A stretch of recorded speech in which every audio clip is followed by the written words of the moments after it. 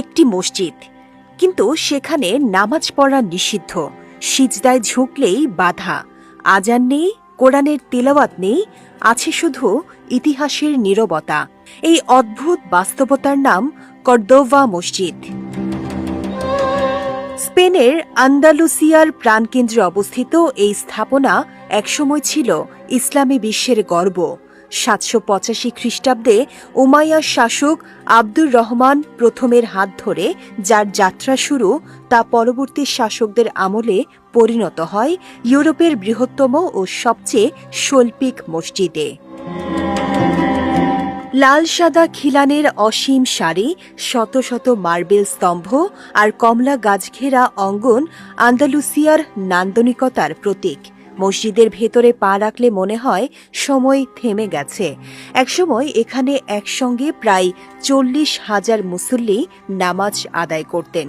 এটি ছিল কেবল ইবাদতের স্থান নয়, বরং জ্ঞান, বিজ্ঞান, চিকিৎসা, দর্শন ও সাহিত্য চর্চার এক উজ্জ্বল কেন্দ্র। কিন্তু ইতিহাসের চাকা ঘোরে নির্মমভাবে। ১২৩৬ সালে খ্রিস্টান রাজা ফার্দিনান্দ তৃতীয় কর্দোভা দখল করার পর মসজিদটি রূপান্তরিত হয় ক্যাথেড্রালে।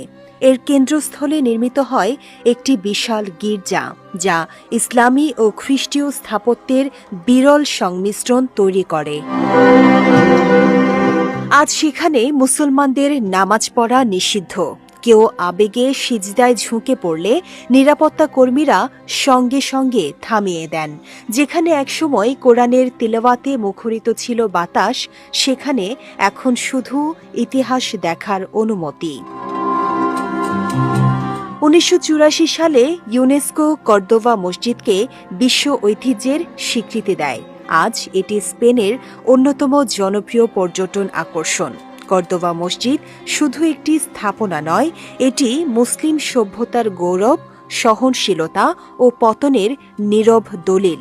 আজও এটি দাঁড়িয়ে আছে অতীতের স্মৃতি বুকে ধারণ করে, ইতিহাসের এক জীবন্ত সাক্ষী হয়ে।